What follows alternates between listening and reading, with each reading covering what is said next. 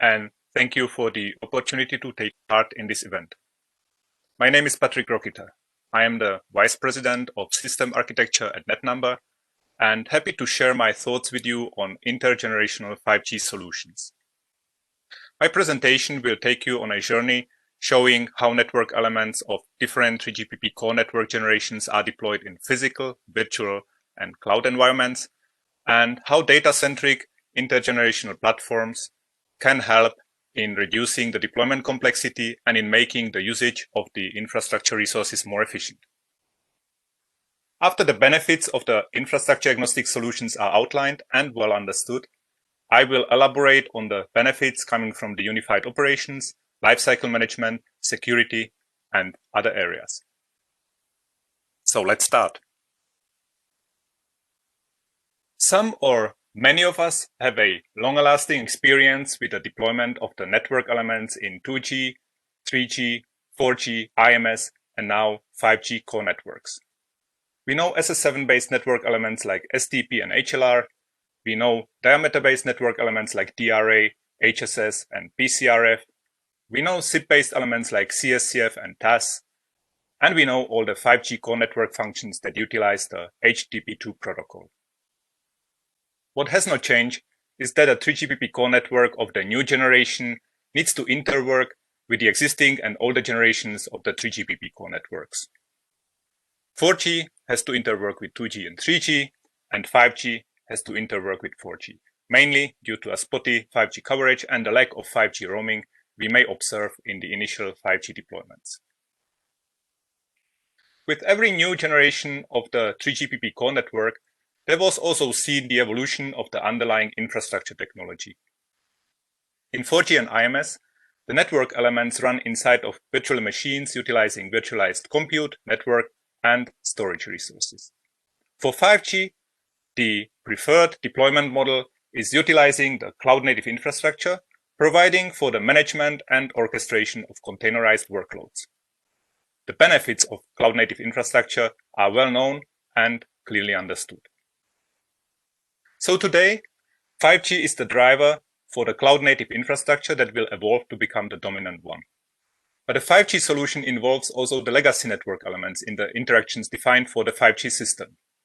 If such network elements need to be deployed together with the 5G core network elements, then the expectation will be running them on the same infrastructure type as used for the 5G network elements.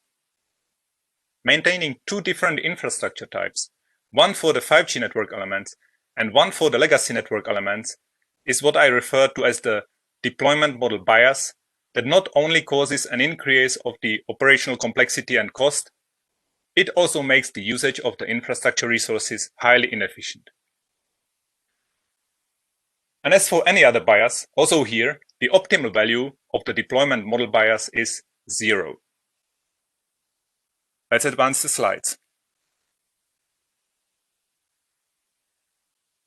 So we can continue hiding the different deployment silos under the management platform, or we may, and this is what NetNumber, the company I work for, is doing, use a platform that allows the network elements to run on the infrastructure of operator's choice. Such platform makes the network functions agnostic to the infrastructure type. I call it the zero bias deployment model. So let me tell you a story. 8 years ago, the rise of the virtualization technology has disrupted the product lifecycle of the SS7-based network elements. The SDP products of many suppliers have hit the end-of-life mark. Transforming the SDP and every other legacy product built of proprietary hardware and operating system to a virtualized network functions was considered as not profitable by many suppliers. But the SS7 network did stay, and with it also a group of vendors that have managed the technology transformation. The transformation of each product individually needs a rock-solid business case that copes with the nightmare of a continuously decreasing traffic volume predicted for the product in question. This is where telecommunication platform can help. Telecommunication platforms abstract the deployment technology from the business logic that is implemented in software. I have seen it with my own eyes, how easily a product implemented in software that runs on a Linux-based telecommunication platform can be deployed as a virtual machine running on a hypervisor.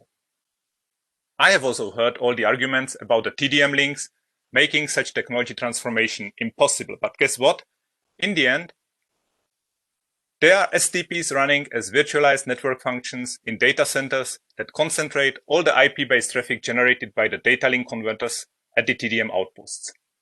The operators can easily scale the virtualized resources allocated to the STP virtual network functions and so cope even with the rather unexpected increase of the SS7 traffic due to the end of the roaming surcharges among the countries of the European Union.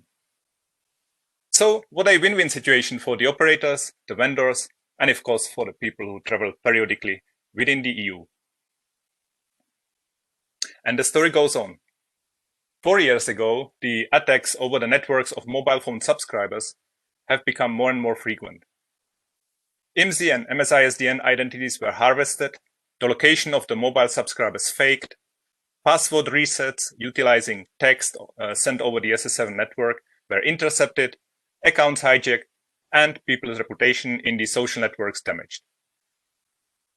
The operators had to create special task force teams and introduce signaling firewalls in their networks. But this time, no one was really interested in a signaling firewall that utilizes vendors' proprietary hardware and operating system. As any other virtualized network element at that time, also the signaling firewall had to be a virtualized network function supporting both the SS7 and the diameter protocols and had to detect and stop even cross-domain attacks. The mapping between the signaling protocol and the infrastructure type has vanished. The problem was an intergenerational one, and so the solution had to be. Today, where almost everybody is convinced of the benefits of the cloud-native infrastructure, we cannot expect that such superior infrastructure will be out there just for 5G. We clearly see the demand for the legacy network elements to shift into cloud too. Frankly, the first deployments utilizing the cloud-native infrastructure will comprise many of the network elements from the 2G, 3G, 4G, and IMS networks. Cloud-native is not just 5G, and also 5G will need an intergenerational telecommunication platform. Let's move to the next slide.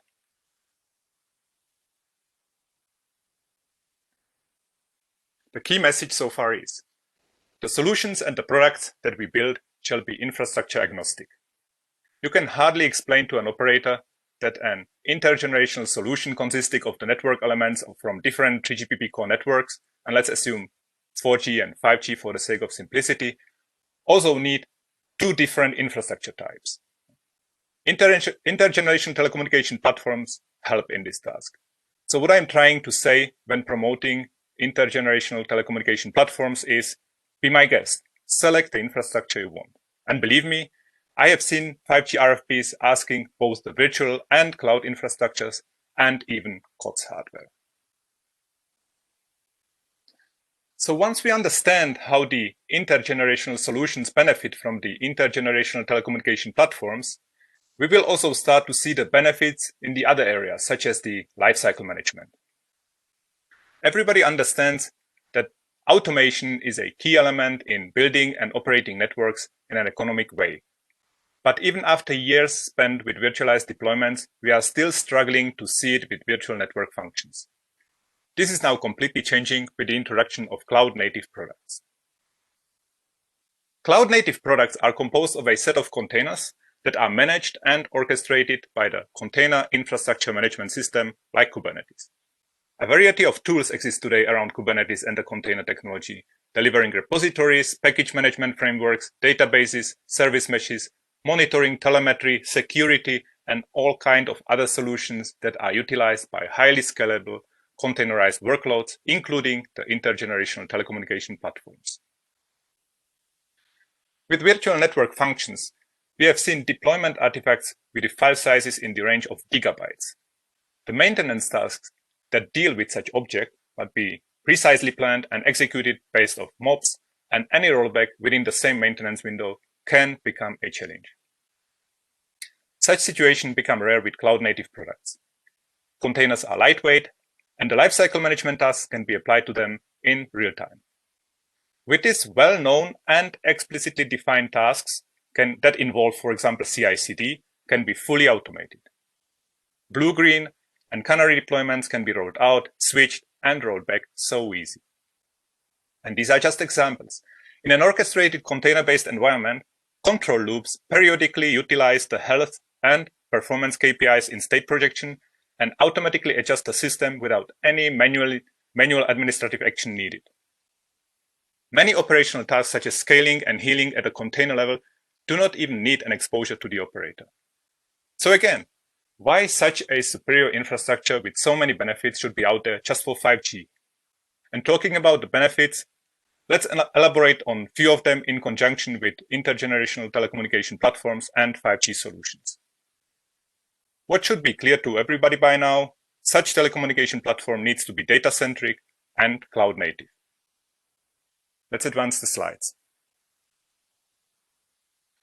An intergenerational solution including 5G consists of multiple generations of network functions that coexist using a non-siloed resource pool and shared data.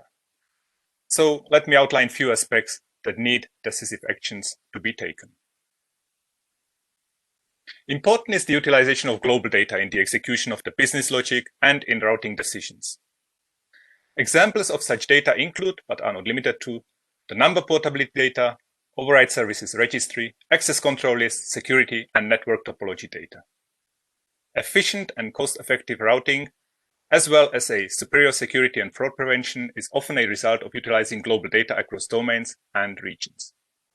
Equally important is the harmonization of the provisioning and the access to the subscriber data across 4G and 5G for data consistency and operational effectiveness.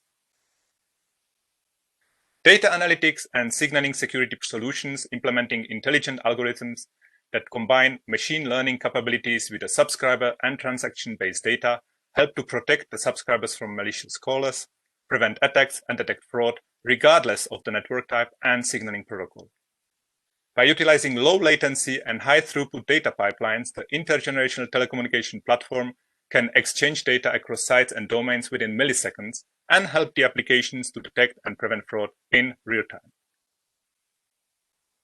As already outlined, less time and money is spent for the deployment and operation of network services when using automation. Service modification, upgrades, and rollbacks are performed at less risk and at zero service downtime. The deployment state is defined in a declarative way, rather than as the expected result of a sequence of configuration tasks or commands. Leveraging on the benefits of an intergenerational telecommunication platform, automated operations can be applied equally to the 5G network functions, as well to any other network functions needed in the interworking scenarios defined between the 5G system and other networks.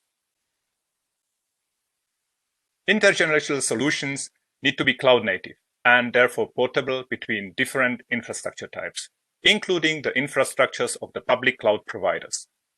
With this, operators can migrate selected components of the 5G networks onto the infrastructures of the public cloud providers and save money for getting billed only for the used cloud computing resources available on demand. Like the network services, also the infrastructure is defined through machine-readable definition files utilized in a process referred to as the infrastructure as code. In the end, such process can manage even multiple on-prem and external infrastructure instances that need a federated monitoring layer for observability and closed loops across the entire network service deployment. As we know, the 5G system has introduced a service-based architecture with a built-in service discovery and service access authorization. The service-based architecture has been recently adopted by the 3GPP management system, responsible for the management of the 5G network slices and network/subnets, for the provisioning of the network functions, for fault supervision, performance assurance, and other management tasks. With the help of an intergenerational telecommunication platform, the operator can migrate from the legacy FCAP services and protocols to the HTTP-based management services, utilizing the 5G network resource model, JSON objects, and the Open API specification. New services and service instances can be spawned based on HTTP requests with or without the involvement of the NFV management and orchestration components. Over to the next slide and to the question, who is NetNumber? As any other vendor, we have the responsibility for the implementation, delivery, and support of business and mission-critical telecommunication solutions and products. They allow the people around the globe to connect and to communicate. They can save lives.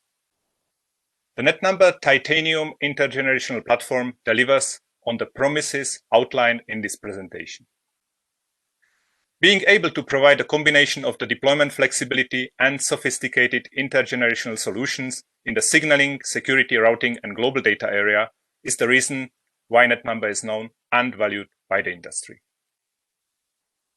With this, we have reached the end of my presentation. I hope you had a good time.